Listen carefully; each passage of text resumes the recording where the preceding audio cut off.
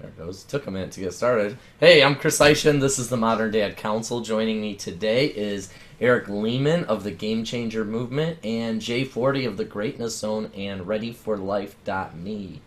The Modern Dad Council meets to discuss important issues around parenting, relationships, and, well, everything else in the world around being a modern dad. So today we're here to discuss, as you can see behind me, stop, notice, and then choose. Well, I have this quote. I'm going to start off with that, and then we can kind of go into that. But this quote really spoke to me today. It's by Dixie Carter. It says, "We shouldn't want to look like anybody but ourselves because we are the people that we intend to be." And I guess the reason that that quote stuck out for me in the idea of stop, noticing, and choose is because for years I was looking at my life going, ugh, I don't like where I'm at. I'm going to work hard to be here, at this level or to have this type of a life. But the things that I was doing were not cohesive to achieving those things. And what I was failing to do was stop, notice, take a look at, what my goals are. Well, first of all, setting goals. You have to set the goal before you can achieve it. For me, it was like, I'm not where I want to be, so how do I get there? And that process became this stop, notice, and choose. And I started to stop and notice at what was going on in my life in general, and then what I was doing each day to achieve that goal. And so it was kind of funny, just before we started recording, we were joking around about, are we doing things to be busy, or are we doing things, to actually get things done? And that's kind of that whole thing. You have to stop and notice for a moment, what's going on, what am I doing in my life, and now how can I choose to move forward to accomplish those goals that I'm looking to achieve. So that's kind of where I'm coming from in launching this, and I'm going to give Eric and Jay an opportunity to chime in here and kind of talk about how this shows up for them and in their lives, and how we as modern dads can start to apply this method of stopping, noticing, and choosing. So, Jay or Eric, does either one of you want to start us off on your perspective here? I'll start if you don't mind, because that's some of the things that we teach. The stop, notice. There's another step in there before the choose. That's consider, but we'll get to that. But I think the biggest thing that Chris, that you're bringing up is, what is our process to be aware? I mean, that life is zooming past us, and we're not even aware that it is. And there's a great quote out there that says, we're so mindless we don't even know we're mindless. At the end of the day, we didn't even remember that we had a day. And the idea behind what stop and notice is about is, could I freeze time for a moment just to poke myself and say, show up here right now? And in the ability to show up here right now, what new information came up? What did I see? What did I sense? What came out of this particular moment? And in that moment, how could I use it to choose something better? And that's really what the flow is. If I could stop and notice, if I could, and the hard part is, what does it take to stop, get out of our default, our default approach and our autopilot of doing everything we always do without really thinking about it? Could I be exposed to the world in a more aware, mindful, present way? Could I gather some information that a minute ago was not available? And now with that information, could I expand what I consider and ultimately choose so that it's wiser, better, more appropriate, more authentic, more whatever? But it's only in the stopping and noticing that you identify that you are off the mark, or you're not parenting the way you would like, or you're not connected with your kids, or you're not in a job that fits you. Then we don't have to be upset by that. We can just see it as information, trying to remain, without, or trying to suspend any judgment about it, and say, oh, how curious it is that, I have not spent any time with my son or my daughter in the last day in the way that I would really like. So instead of beating yourself up and using all your energy to now be upset, you can then say, so what do I want to do instead? What are my choices? What could I consider? And then I'll choose something. And now all of a sudden life that seemed way out of, not control so much, but way out of balance, starts to shift itself back into the way that you would like to live it. And to me, those are like the most powerful words I've ever found. Stop and notice. And I'm a convert to it because I was someone who certainly didn't do it. You know, I've been faster and faster. I was like shot out of a gun right from birth. And I have all these things to do, this big to-do list. Yeah, you know, brush everybody off. Yeah, but if you're not on my to-do list, it's not happening. And what I'm finding is when I stopped and noticed that I was living that way, I'm finding, you know, the body gets worn out, the mind gets worn out, the relationships get worn out, when all that it needed was someone to tune in and pay attention. So it is like the most therapeutic thing on the planet to stop and notice, so you have information to then do something wiser. I love that, and you know, let me say thanks, Jay, for adding that consider in there, because that was something I overlooked. Right? It's like, you can notice, but it's considering what are all your choices. Yeah, so that's right. So you just want a bigger list of things to choose from, and that happened when you stopped and noticed you had a lot more information. Mm-hmm. Yeah, and that's cool. That's getting back to that whole react as opposed to respond, which we've talked about before. So yeah, Eric, I'd love to hear your feelings on this. Oh, I love it all. I mean, I feel like it's interesting just to look at the words and see which words, you know, resonate. You know, so I feel like, and I don't know if I'm just this kind of a guy where I need to revise everyone's language, or you know, I'll agree with that one. Yeah, right. So I mean, it's like, so I think, you know, stop, breathe, you know, and then consider, or you know, think, and then create. You know, for me, like create just and I feel like, you know, just borrowing from last week's conversation, which was really expansive, and just how do we show up and help our kids know that they created all of the outcomes that they experience, and that, or created or attract, you know.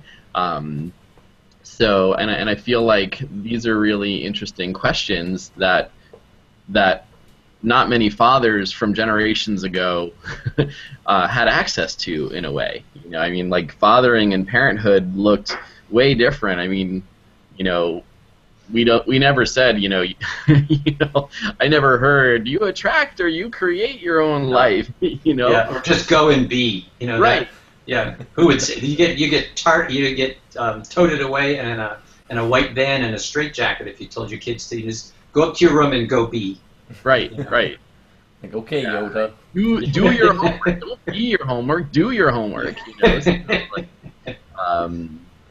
but I know that, like, you know, when I came down to visit you, Jay, and you know, I gave you this book, Goal Free Living, right? You know, and yeah, I hate that. Thanks.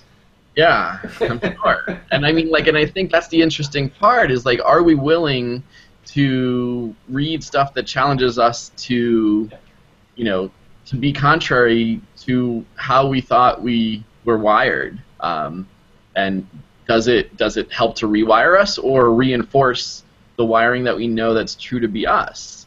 And I feel like the other thing that's just a present practice for me is breathing long enough to make sure that source, or my own true voice, my highest self, is the voice that becomes activated when I actually open my mouth. And, you know, it may take 20 breaths, you know, in order to get there. And this show will help reinforce my commitment to that practice. And it's like, you know, it's almost like a game. Like, how many breaths does it take to get to me?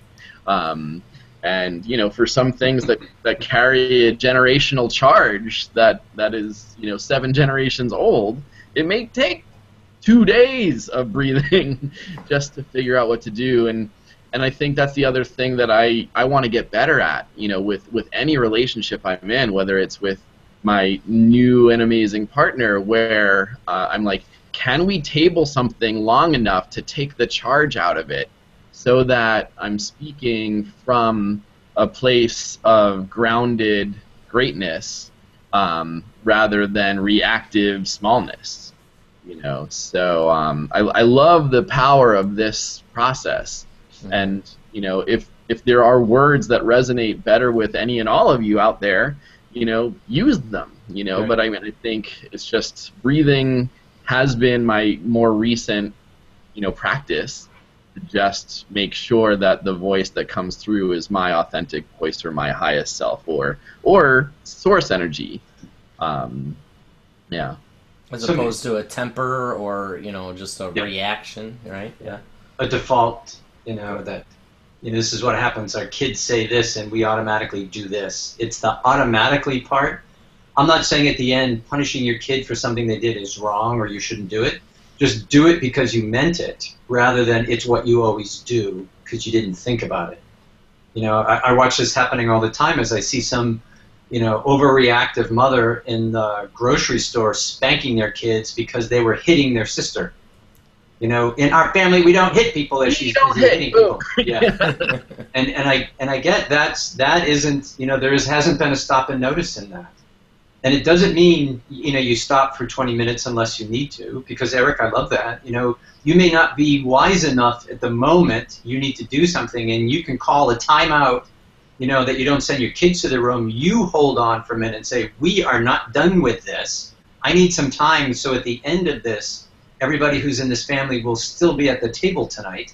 But what I could use is a little clarity, and I'm going to take that. And in that moment, I think we do two important things. One is we get wiser about how to respond to it with our kids, so we don't blast them out of the water, because they do things that kids do, and we get that. We did that. And we are probably doing to them the things that our parents did to us when we did that same thing. We either got a wallop, ours was, if you say something like that, you had to take a bite of soap. I don't know, anybody else have that? Yeah. Probably just incriminated my parents as being bad parents, but that was that or hot sauce. We used to get hot sauce on the tip of our tongue before we liked it and put it on ourselves. But the point is, could we hold enough time in order to be a model to our kids that, hey, I'm really angry, I need a minute to think about this before I tell my brother how mad I am, instead of taking the nearest thing and hitting him in the head with it. So not only, hey, Eric, if you're going to keep walking, I'm going to take a Dramamine. Oh, yeah? I think the challenge, for us with this stop and notice is the stop. That, to me, I think is one of the hardest ones. Noticing, I think, we get good at, whether it's the breathing or the other thing that tunes us into what we see. It's the reminder that you can't see if you don't stop. You just have to freeze for a second, and there's some great biology that's going on. So the 1 minute biology lesson is down deep in our brain, the amygdala and the basal ganglia, that part of the brain that is ensuring that we stay safe, is our go-to default setting. And it's powerful. We've had it for millions of years, so it knows what it's doing. And its biggest message is not don't hit your kids. Its biggest message is survive. But we're more developed than this big prefrontal cortex that we have, allows us to think through things and be more wise in what we do. But you have to shift from that, what I call the habit brain, into the thinking brain, and that takes a moment of breathing or stopping or something to activate that other part of the brain. Otherwise, you're in default mode.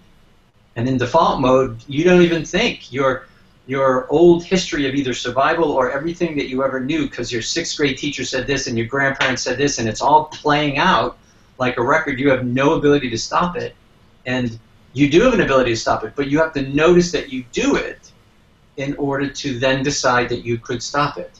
Or, like I said before, choose that it's still the right response, but now I mean it instead of I just defaulted into it. So that stop is the critical part. And that requires presence enough and a habit to know or sense in you when the situation requires you to stop, or I like telling people the easiest way to remember to stop is anytime you bump into something new. Walk through a door, get in your car, meet somebody new, somebody else comes in the house, something new happens, there's a moment of stop. The very next question could be, okay, what's going on here? What do I notice here? So you could say, then what do I consider here, so then what do I choose here? And it may sound like a lot of steps, but we're doing them in fractions of a second. But the ability to, stop the, kids do something and your first thing is to scream at them. Like I say, maybe it's not a bad thing to scream at them, but what are my other choices in this minute that might be more effective so that they stop this forever rather than this turns into a household of yelling. And we just need to see that we have that ability. And that, to me, I think that's what this whole show is about. Yeah, and it's really, I love what you were talking about, yelling. That's one thing that I always did. It was like, hey, knock it off. What the hell are you guys doing? And then they're sitting there yelling at each other, and I'm like, why are you yelling at your brother? Like, knock it off. It's kind of where you learn that. Right. It's that same thing with that lady in the store, right? Quit hitting your sister. Yeah, I just wanted to film that one. Yeah. Right. And I'm guilty of that. I think everybody here is guilty of that at one point or another. So it's not, like you were saying, Jay, it's not a matter of beating yourself up and going, oh my God, I can't believe I'm doing this. But yeah, and that's the beginning of that change. You're not going to see that change, and we talk about this all the time, that this is not like a path to perfection. This is a constant effort. This is a constant work at of our practice, I like to call it. But what I've found in my life is that it's a constant practice, and then that saying "practice makes perfect" is non-existent in this when it comes to this, right?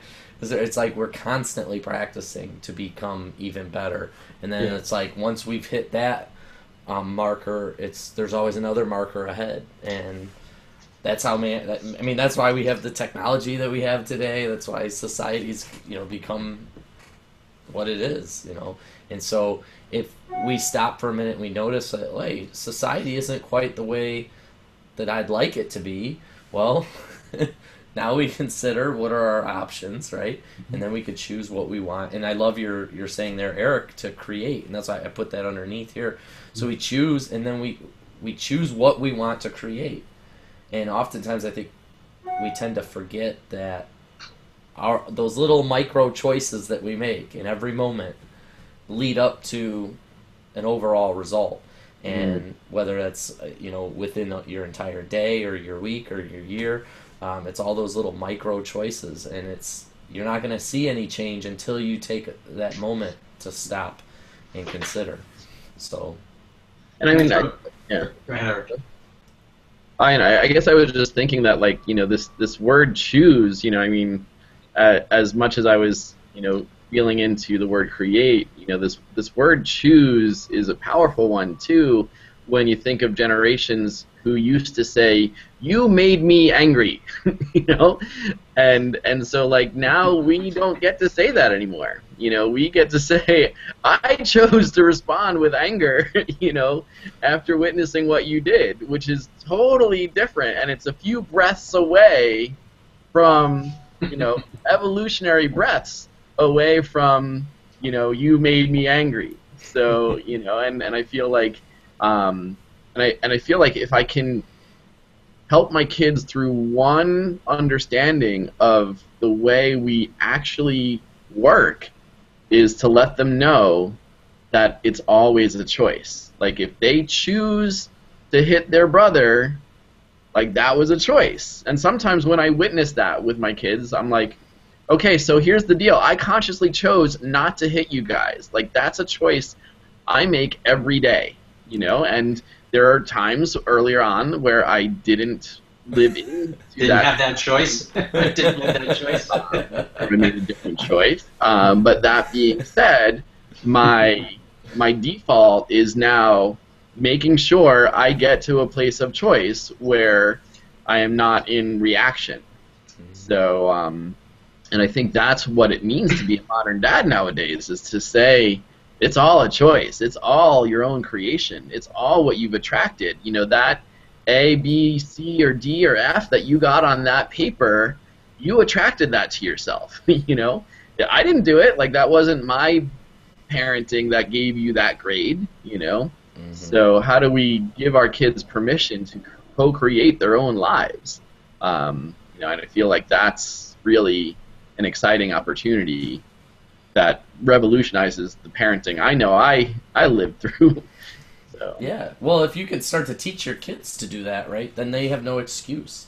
There's no one for them to blame, you know. Mm-hmm. Well, the teacher didn't give me this, or this happened, and then, you know, there's no more dog ate my homework excuses. Like, you know, why'd you have the homework where the dog could get to it? Mm-hmm. You know, it's all in the choices that you made is what gave you the results that you had. And if we teach our kids to live into that mentality, it's like we're making them responsible individuals for who and what they are.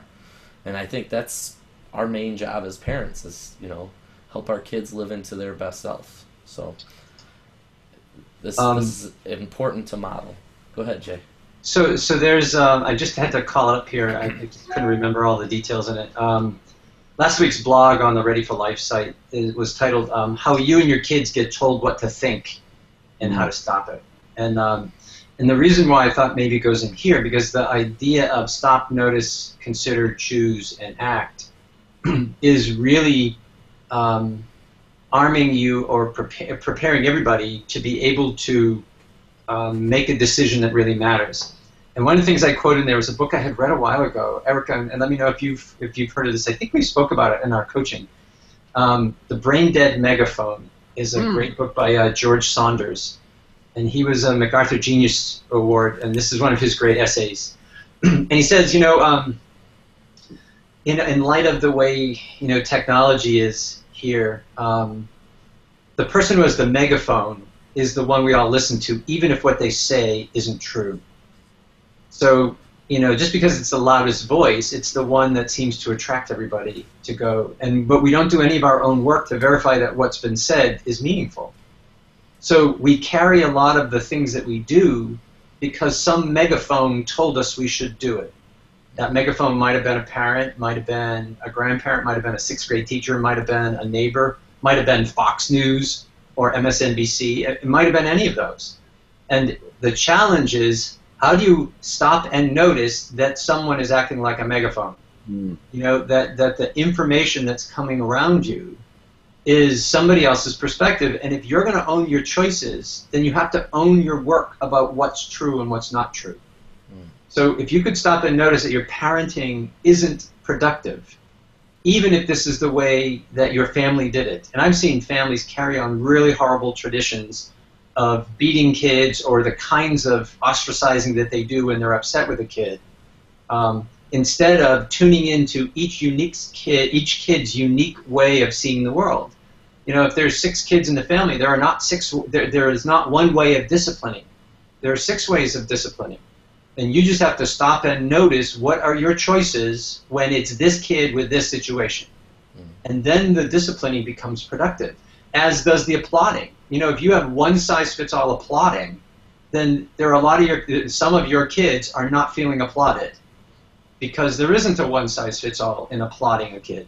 And as, you know, we have an obligation to correct our kids, we have an obligation, I think, of applauding our kids when they've done something worthy of applause.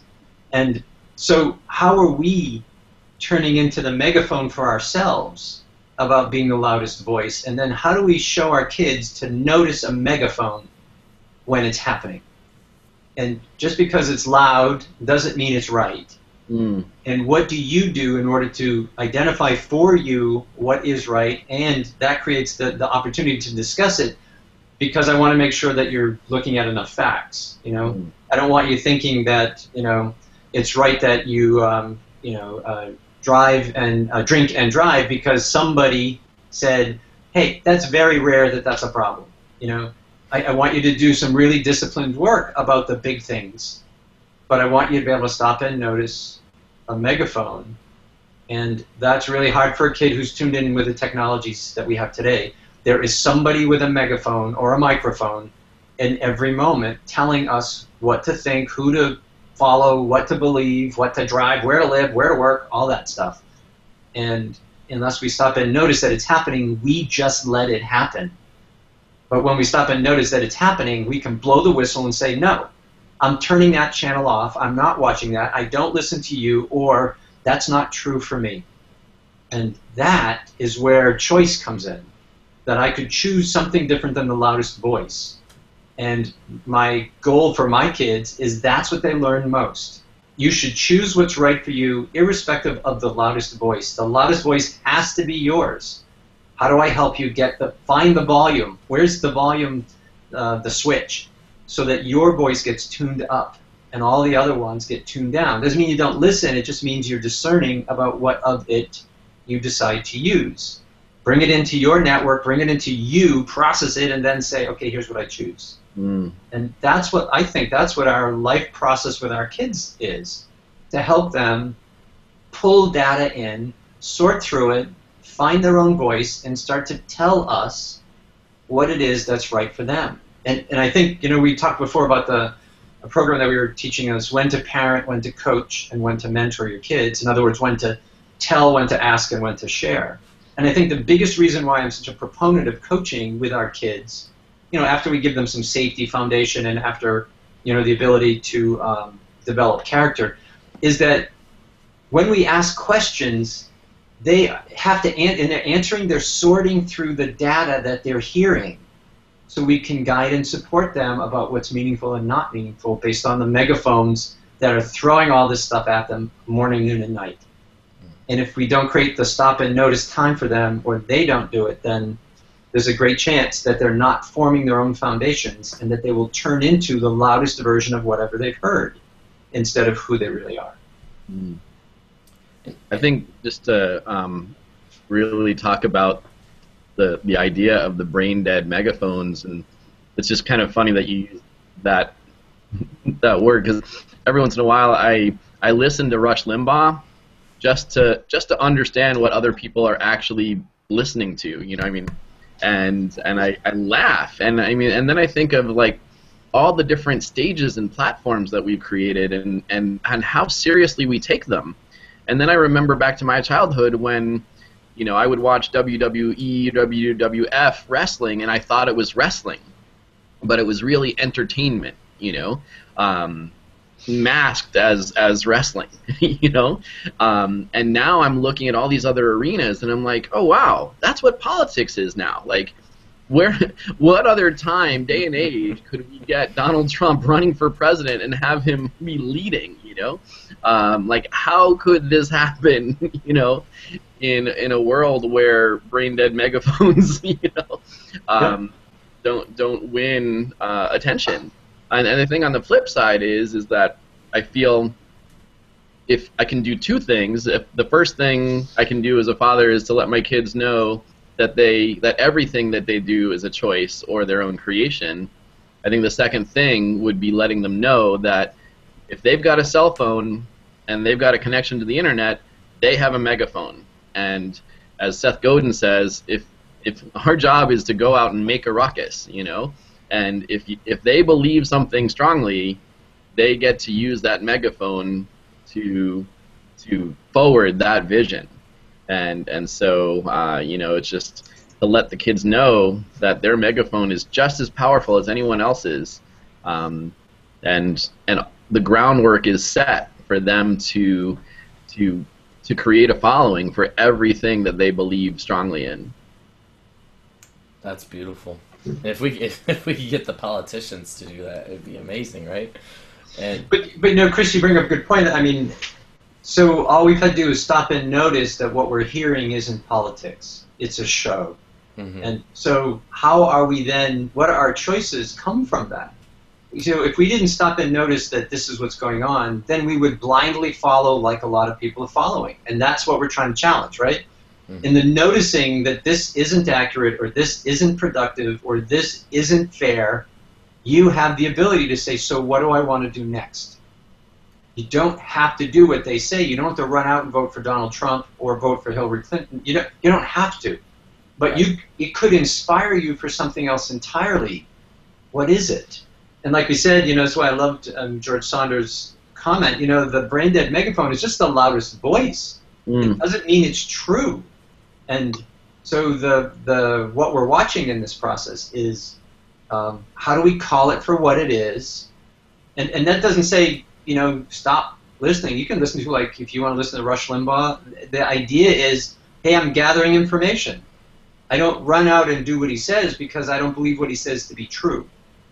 But I'm gathering information to see what else is out there in case it changes what I need to think about and where I need to be and what I need to do. And so for we as parents, if we could stop and notice more things and be intentional in the noticing, could we then really show up in a more significant way? And that's, Chris, why that process, I think, works. The stop and notice is just giving you information so you can consider or create what it is that you want to do, so you could choose it and then go do it, rather than I didn't even notice this was going on and I did it anyway. Mm-hmm.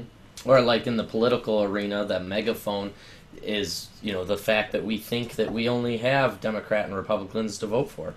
Right. Like, that's, to me, that's the biggest, politics was mentioned, and I've been feeling for quite a few years that our political arena's just so corrupt and mucky that it's like, I don't even want to vote anymore, I don't even want to be involved.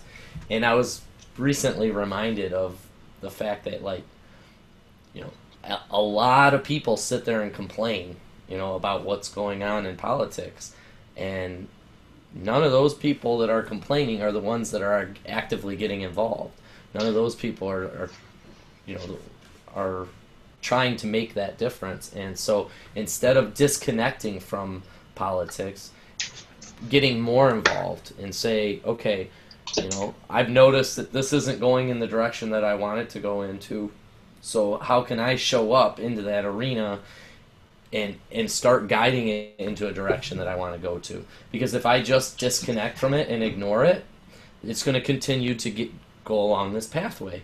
So if I really want change, I need to stand up and start, notice my options and then choose what I want to do, or choose what I want to create for that government. Whether that means I personally run, or I find somebody that believes in the things that I believe in, and then get behind them and support them. So, Chris, a big part of the consider part of it, stop and notice, is just so that you start tuning into your world to gather some information. Mm-hmm. It's what you do with the information is what really matters, so that you can choose wisely. And the one question I really like in the stop, notice, consider, in the word consider, is asking this question: what could make this better? Doesn't say it's wrong, doesn't say it's bad. It just says, hey, now that I see what I see, what could make this better? So what could make politics better? And maybe I don't have an answer, but at least I'm asking the question.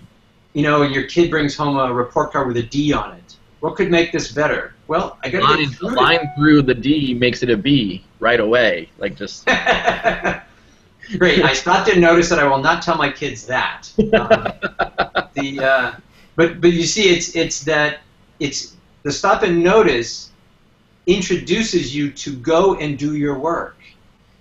You are now privy to information you didn't have before. You don't close up shop and go home then. Hey, I stopped and noticed it. No. With the expanded awareness, now what could I do? Not what will I do? Yeah, maybe you'll get there. That's what your choice is. But what could make this better instead of what will make this better? What could? I just want to invent. I want to create opportunities in this moment that maybe I hadn't thought of before, so at the end of it, it's better. You can see this is like perfect in the workplace. If you had managers who were able to stop and, or you had employees who were able to stop and notice, and no matter what the situation in the workplace, they asked the question, once they noticed, what could make this better? They would then have thousands of ideas worthy of the pay we pay people in order to make some really significant changes. You could do it in your family, you can do it in the workplace, you can do it at your church, you can do it in your organization, you can everywhere stop and notice and then say, well, what could make it better? Is it something that I know something about? I should do it. If it's nothing I know something about, who do I know that could? Otherwise, yeah, it goes on the list and maybe someday we'll fix it. But it's not for me. It's not up to me to fix the world. it's interesting that you say that about the workplace, because it inspired me to think of, one of the household brands, no pun intended, is this pharmaceutical known as Viagra, right? And what many people outside of the industry don't know is that Viagra was basically a failed heart medication until one administrative assistant who was part of the trial noticed that not many people were returning their samples from the trial that was failing, and so she added a post-trial question to the end questionnaire of, why won't you return your samples?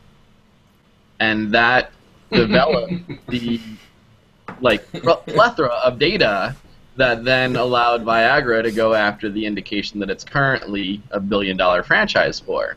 Yeah. And that administrative assistant is now a 1% shareholder in that franchise because she stopped and noticed, no pun intended, and took action. So. Well, so one of the things that we say for school as well, and this whole idea of how do you help people think like entrepreneurs. Well, entrepreneurs watch themselves and their world. They stop and notice what they're good at, what they love, and what matters to them. They know themselves, and they are tuned in watching their world for its needs and its challenges. What's not working that could use something that I know something about and I could go fix it? That is what we're trying to teach when we teach entrepreneurship at the college that I teach at. That's the formula we're trying to share with them. The challenge is they don't know themselves well enough and they don't know their world well enough. They don't notice. One of the exercises I have for my class, and I think I've told you guys this before, is on their way to class, no matter where they're coming from, they have to stop and notice something they had never noticed before. I don't even care what it is. I just want the discipline of you stopping and noticing. And whatever it is, because you have technology, take a picture of it. And whatever you take a picture of, put it up on our screen. We all have that Apple, whatever that thing is. They just type the code in up, and their screen goes onto my screen.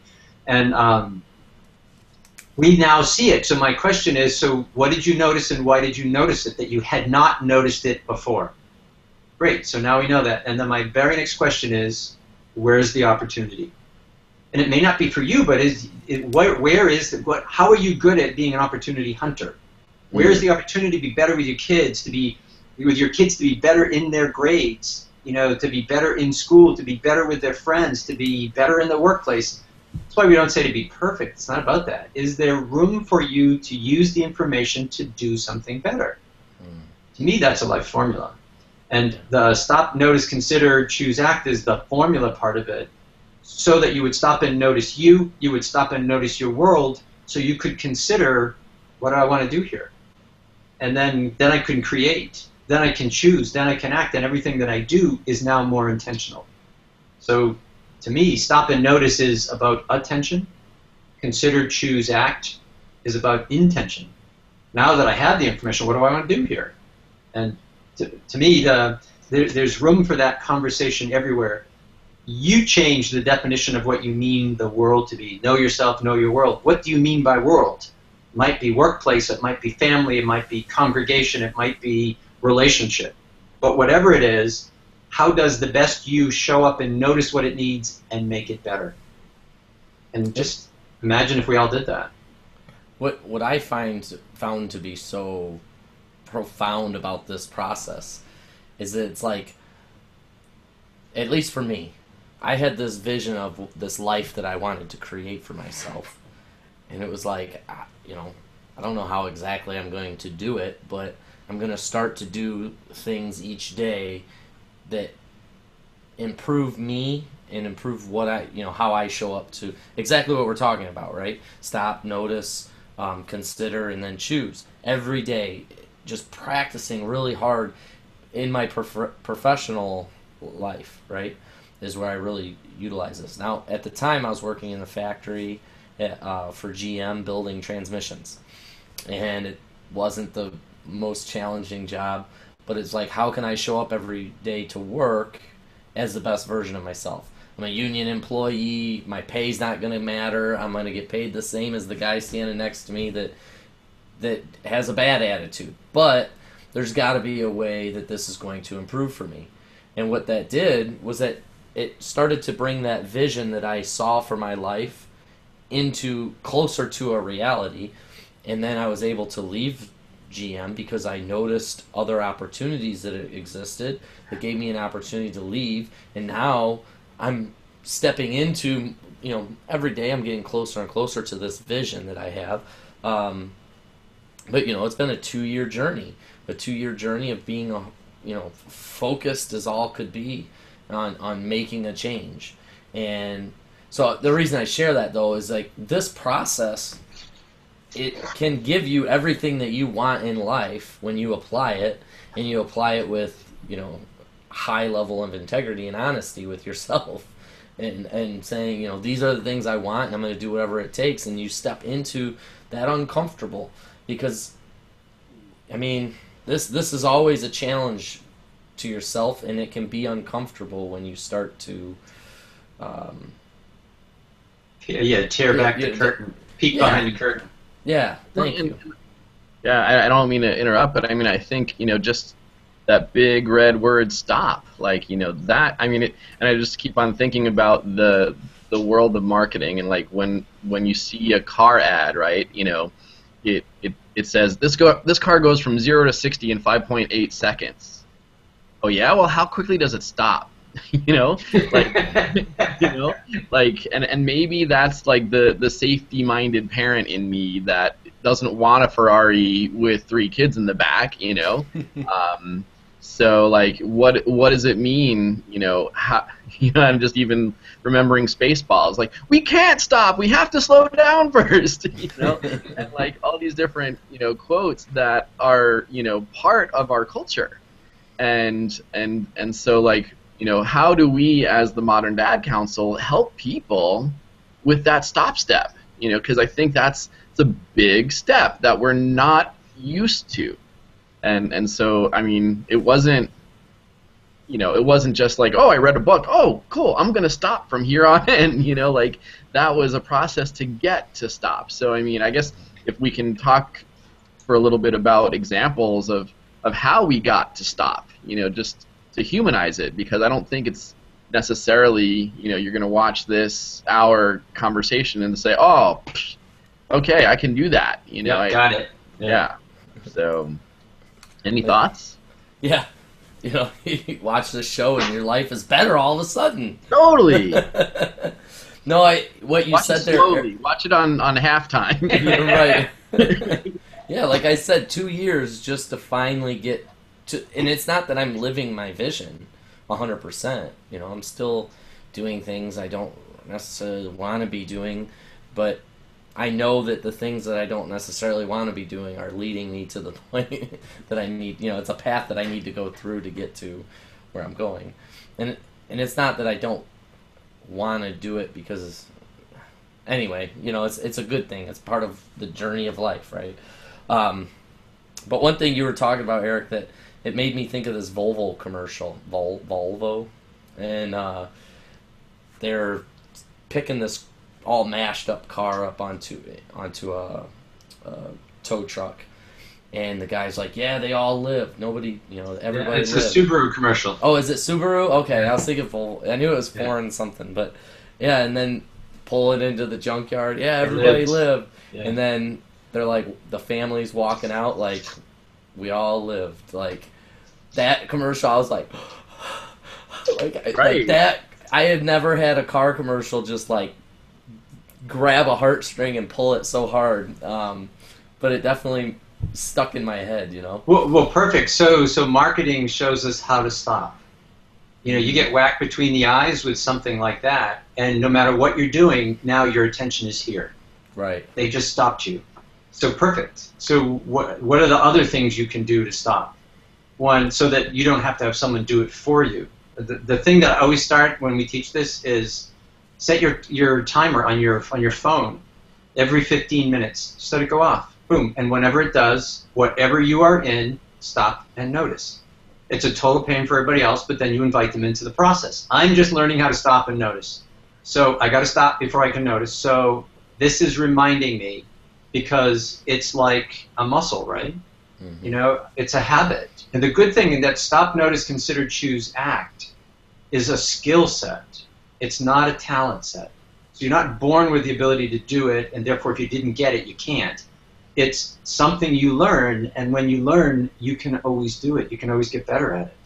I love that, finding out that, good, it wasn't that few people on the planet got this and I was one who didn't. It was, oh, wait a minute, that's nothing more than like learning a language. You know, with enough training and enough practice, we'll be okay with it.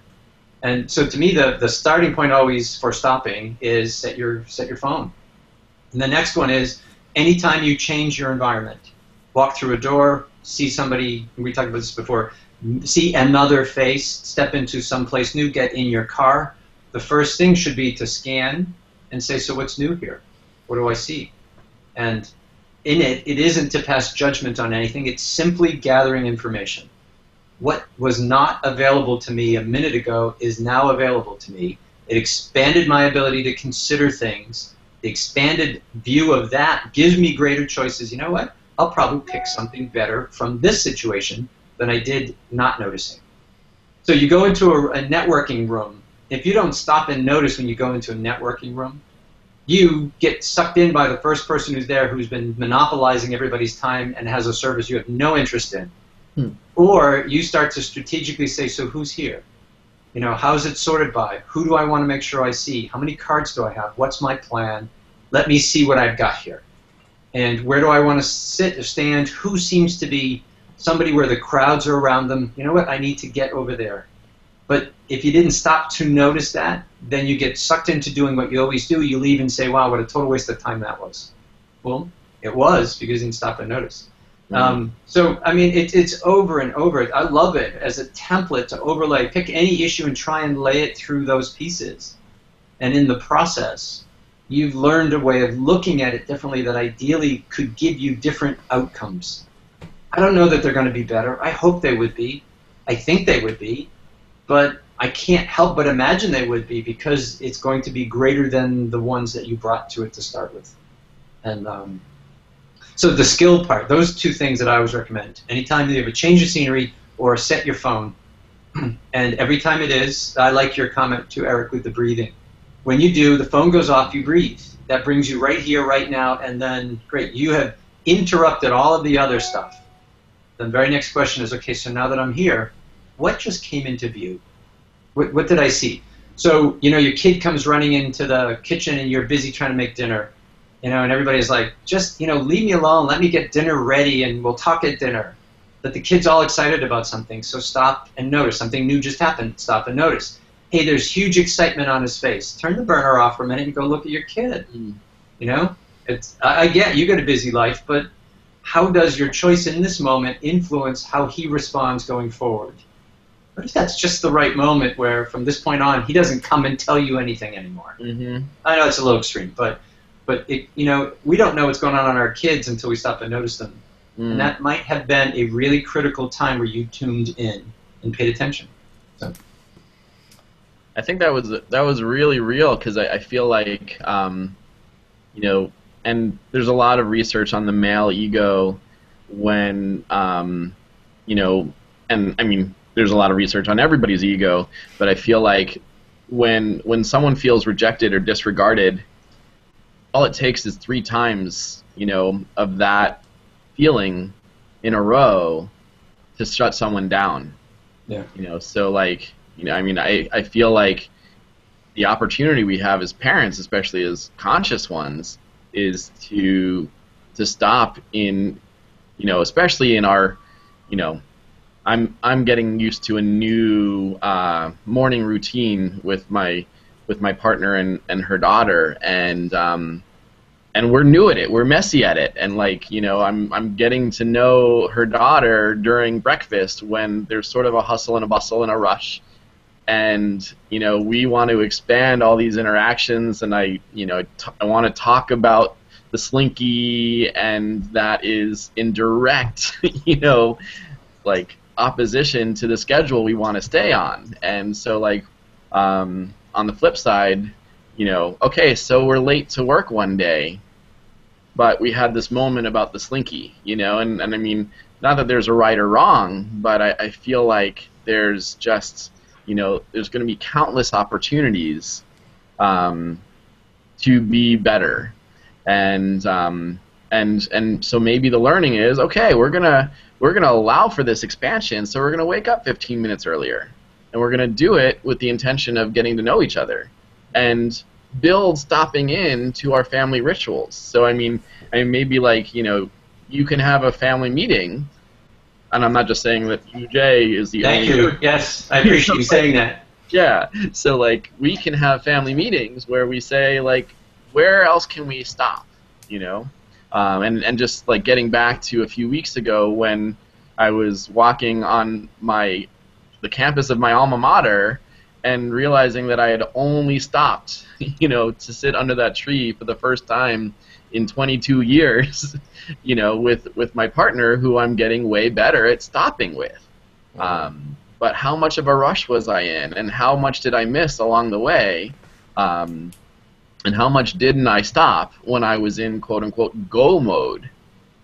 So I guess the only other question I would add is, like, many of us think that we're being in the moment by not stopping, you know, and so maybe it's sort of counterintuitive to think that we get back to the present moment by stopping. You know, so I think it's just a very interesting koan in a way. No, absolutely, Eric, and thank you guys for coming on to talk today about stopping, noticing, considering, choosing, and then creating, right? So we stop and notice something that we haven't noticed before. I love that, Jay. Consider, you know, where is the opportunity in this? How can I make this better? And then, you know, choose from there on what we want to create in our lives and in the world around us. So I want to thank Jay Forty and Eric Lehman for coming on today and talking about stopping, noticing, and choosing. Well, considering and then choosing on what we want to create for our lives and what we want to create in our kids' lives too. Because I think it's easy for us to, you know, get so caught up in, like you said, Eric, you really hit on it. Life just whizzing by us and not stopping and focusing on what we want to create with our lives. So thank you guys, and we'll see you next week. Thank you. Thanks, Chris. Mm-hmm.